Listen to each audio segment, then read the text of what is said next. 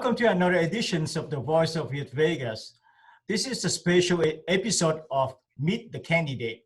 Today, I am pleased to sit in with attorney Bill Gonzalez, a former judge, and he is running for elections for the Department U judge of the Nevada 8th Judicial District Court Family Divisions. Please welcome attorney Bill Gonzalez. Juan, I appreciate the opportunity to speak to your audience. I have a lot of friends in the Asian community. My nephew was married about 5 years ago here in Las Vegas, and I was a judge then. And I got to marry him. His wife was from the Philippines. Wonderful. And so when I married them, they asked me to marry them in the traditional barong. I have a different barong on today, but I have a lot of friends out there, and I'm happy that people get to meet me. And I appreciate the opportunity that you give candidates to come so your audience can know who they're voting about. Well, as you mentioned, that you are good friends with a lot of Asian in the communities, and the majority of them really likes you. How did you establish that relationship beside that, you have someone who married to the Filipinos? Well, I've been in politics for about 17 years. Right. And back in the day, the first time I ran for office, it was in 2002. And it was for the campaign in 2003. And one of the important events back then, it was the Asian American group and another group called CAN. And they had their annual gala. And I went to that, and I started meeting people from that community. And I have so many friends over the years that are really, really dear friends. And they have been a great blessing to me in my life, and I feel a better person because of those relationships. Wonderful. Mr. Gonzalez, if you could take a minute to tell the Voice of VIet Vegas audience and the voters out there a little bit about your candidacy and why you are running for the positions. Okay. Would you mind if I talked a little bit about my background and history first? Absolutely, yes. All right. So I was born in Covina, California. That's in Southern California. I have two brothers, my mom and my grandma that I grew up with. My father was from Mexico. And so on that side, he came to the United States to find a better life. He didn't speak much English. My mom didn't speak much Spanish when they got married. And, I had lots of jobs growing up. I was a busboy in a restaurant. I loaded boxes into UPS trucks. And I worked for a tech company back in the day, and I went to work from 6 to 2:30, and then I went to school from 6 to 10 at night for many years, putting myself through college. When I finished my undergrad, I went to a school it's called Monterey Institute of International Studies, where I have a master's in international management. And the student body, 60% of them were from outside of the United States. There were students from Japan, there were students from China. My economic instructor was from China also. And I got to do a project with students from Norway and from France. And being experiencing other cultures, and makes you a better person. I believe, and I'm bilingual, I speak Spanish. I believe having a cultural background and having, speaking another language, it helps you as a judge. And for me, the most important thing that you can do as a judge is to care about people. Because when you're making decisions, important decisions about children, about families, you need to really care about them and help them. It really helps to have a background like my background, where I was a judge for 6 years and I handled a lot of cases. And you need to have the legal experience, you need to have the knowledge in the courtroom, but it really helps to just care about people. And I think that's what I offer to voters, is that you will have a judge that's going to listen to you, that's going to try to help you because he cares about you.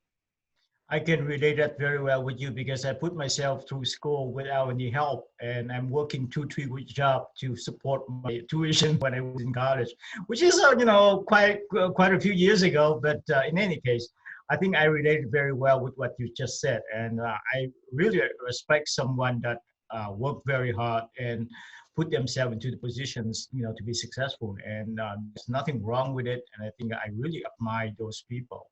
So. Yes. I appreciate that, but I have to admit, I didn't do it all by myself. I've been happily married for 33 years. I have 4 children, ages 19 through 31. I have 2 grandbabies, and my wife was there supporting me all the way. And on all my campaigns, it's a family event. And without having good friends and family supporting you and important people in the community, it's just very difficult to, to be in politics. Today, I got the endorsement of our sheriff, Joe Lombardo. I was happy to get that. I have Steve Wilson, our district attorney, who's supporting me. I also have Jim Gibson, he's a county commissioner. I have firefighters. I have people throughout the community supporting me because they believe that I'm the right person and I have the right integrity and the right personality to help people in the courtroom. Absolutely, and I can see that. You have an extensive litigations and trial experience. You have participated in hundreds of trials and hearings as either a trial attorney or as a presiding judge. How do you keep your impartiality in the courtroom? Well, you have to look at every single case that comes into your courtroom. It's not the only case for you, because I've had thousands and thousands of cases, but it's the only case for that family. And you have to look at it from that perspective. And what I'm really good at in the courtroom is I create an atmosphere where people can come into the courtroom, resolve their issues. Tuan, as you know, being in court is very stressful, emotionally, the financial stress. And I've gotten really good at helping people making those important decisions for themselves. And when they have a judge there that they trust, that is going to be fair, it helps the process for them to make those decisions. And so for me, every single case is important because it's important to those litigants, those families that are in front of me. Well, yes, I can relate to that. And the most important part of sitting on the bench is that you get to be impartial, and that's very important for the people who are appearing in front of you. But let me move to another question. You serve in the juvenile justice system from, I believe, 2005 to 2009. And currently you serve as a court-appointed counsel for parents in the family court abuse and neglect cases. Many of your clients have serious mental health issues and some systems abuse issue as well. Some of your clients has been victim of domestic violence and sex trafficking. What is your platform to eliminate or even reducing this epidemic? Well, in working with juveniles, a lot of juveniles in our community that have both family or both parents working in the home, that sometimes, their teenagers are left at home alone, and they don't have mentors because the families are working so hard to give, their children a better life. And what I tried to do when I was representing them, and the judges down there also, is we try to find mentors and give these children an opportunity, because most children, if you give them an opportunity, you're positive, you motivate them, they do really well. And that's one thing. They have a divisionary court for kids that aren't going to school, and they have attorneys go down there.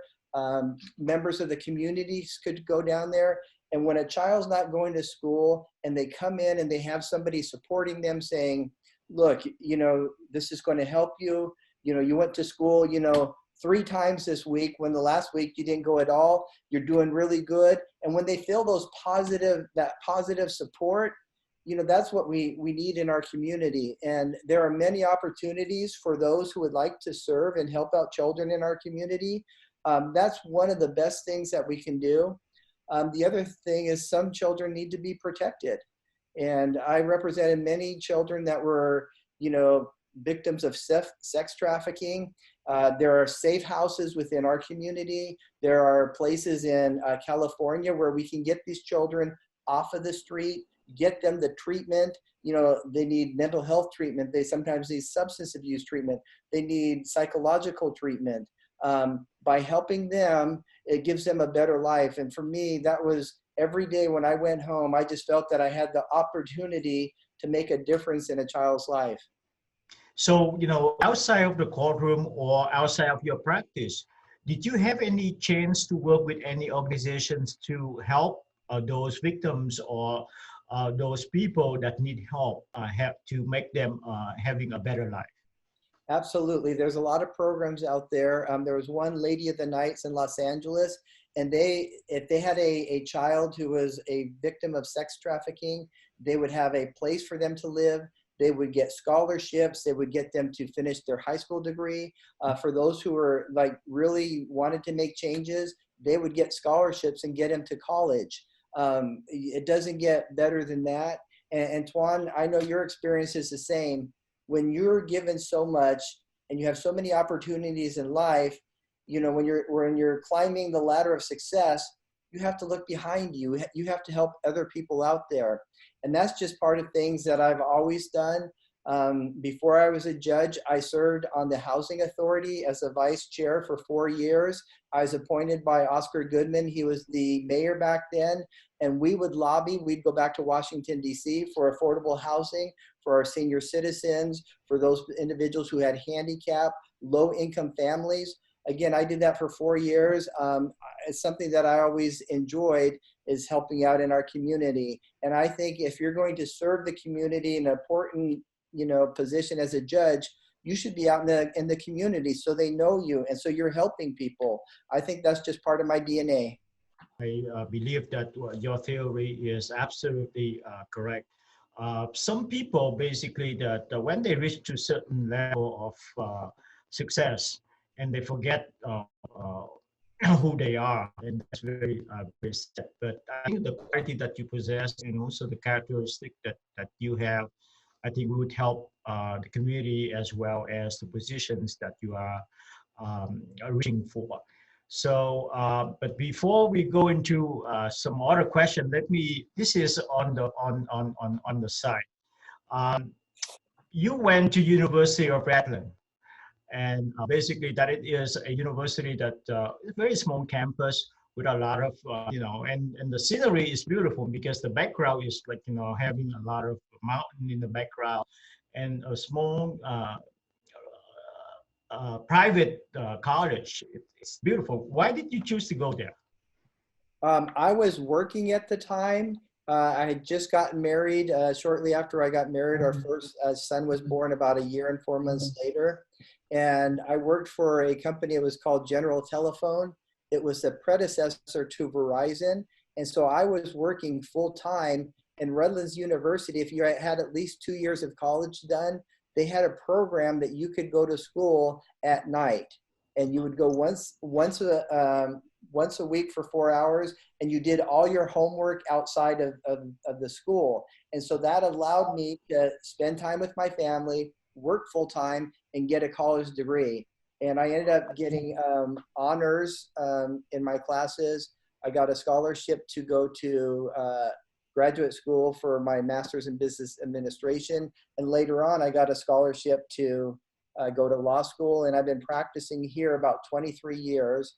And this may be a question that you might have, but in 2009, I went through a judicial selection process, and it was headed by Justice Hardesty. He was the Supreme Court Chief Justice, and members from the attorneys and also members from on that committee from the governor. I was selected as one of the top candidates. I then was presented to Governor Gibbons, and he appointed me to be a family court judge. And that's how I got on the bench. They vetted my experience in the community, my experience in the courtroom, and they felt that I was the perfect candidate to be a family court judge.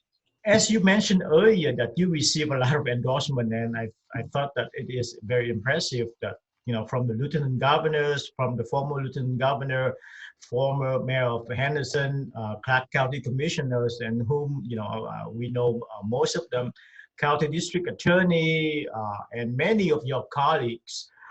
You also received many organizations endorsement, like Clark County firefighters, juvenile justice probation officer associations, and unions like AFL-CIO that tell me that you have done something right. How do you feel about your candidacy with this endorsement? It means a lot to me that people who are, our firefighters, they're out there every day trying to make our community safe. They're putting their lives on the line. our district attorney, Steve Wilson, he's out there trying to keep our community safe. Our Joe Lombardo, our sheriff, they're all doing the same things, and they're all working very hard. And to have the support of those type of individuals, it just means a lot to me. Also, I also have the support of Rita Baswani and Mike Baswani.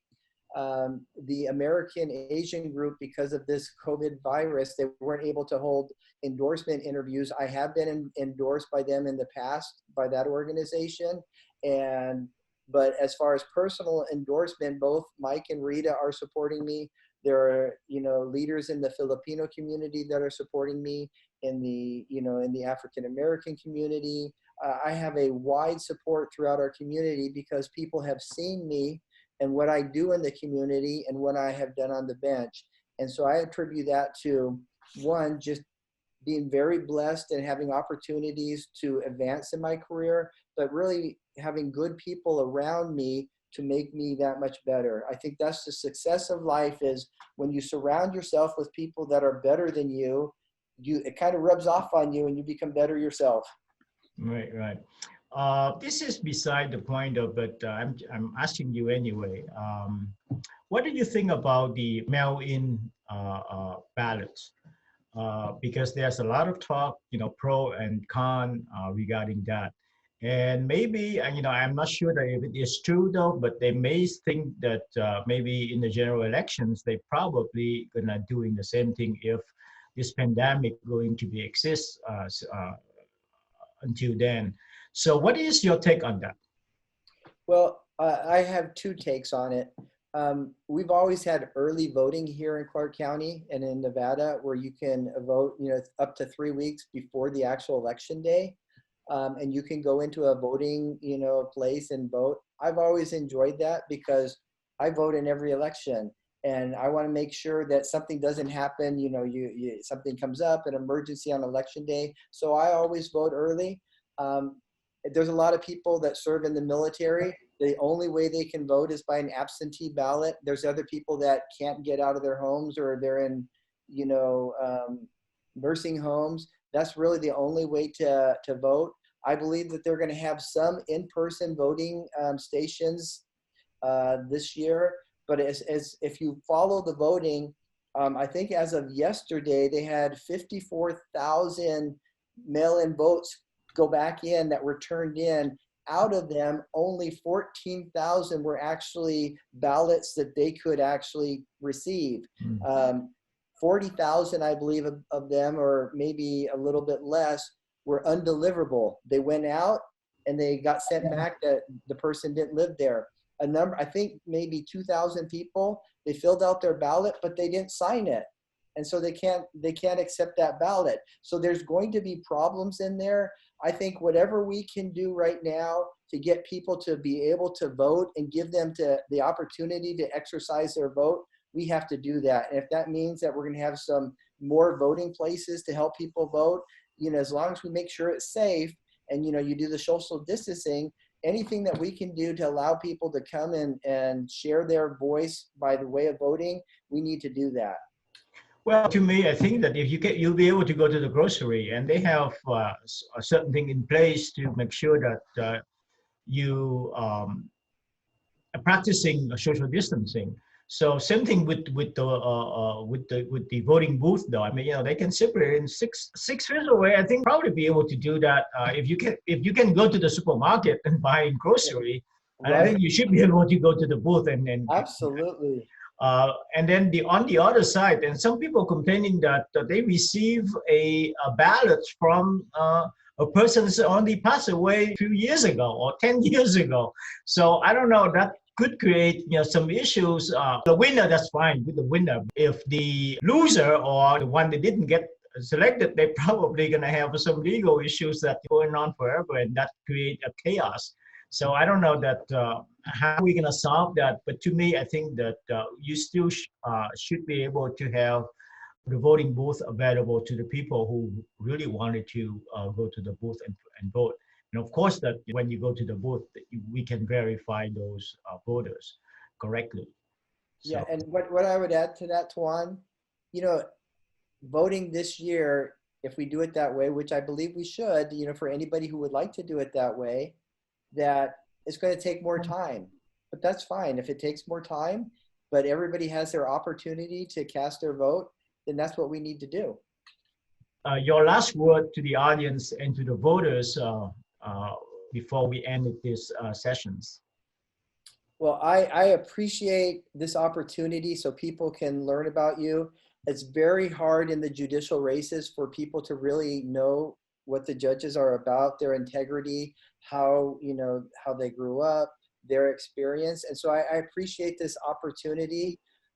If I am back on the bench, you will have a judge that understands cultural differences. You'll have a judge who speaks more than one language. You'll have a judge who will be completely fair. And when you come into court, you will be treated fairly. The decisions that I make will be mostly helping you to make those important decisions in family court, because they're your children, is your life, and you want a judge who understands that. I'm a person that I don't believe that I'm more important than anybody else. I've never forgotten where I came from. I remember the first time I ran, a janitor in the public defender's office where I was serving as an attorney, she gave me a check for $25. And that meant a lot to me. And when I'm in the courthouse, even today, I know everybody by name. I know the janitors by name. I don't treat them any different than a judge or attorney, because we're all important. And you need judges on the bench that understand that, and they believe that, and that's in their heart. I hope that you will vote for me, Bill Gonzalez, for Family Court Department U. I appreciate your support, and I wish you all a very blessed day. Thank you so much for your time, Mr. Gonzalez. I wish you success and best of luck in your campaign. I encourage the audience out there to learn more about Mr. Gonzalez and his candidacy by visiting the website, which is going to be on the screen right now. Check his Facebook and check his website and check his background. And I believe that you find that it is something that you wanted to learn more, and hopefully that you will consider. I look forward to seeing you again on the next episode, and hopefully, Mr. Gonzalez, hopefully that we have a chance to see you next time in the studio. Thank you again, and thank you for your time. For the audience, I look forward to seeing you at the next episode. Tuan, thank you very much. I look forward to meeting with you again. You have a wonderful day. Have a pleasant day. Thank you so much. Thank you.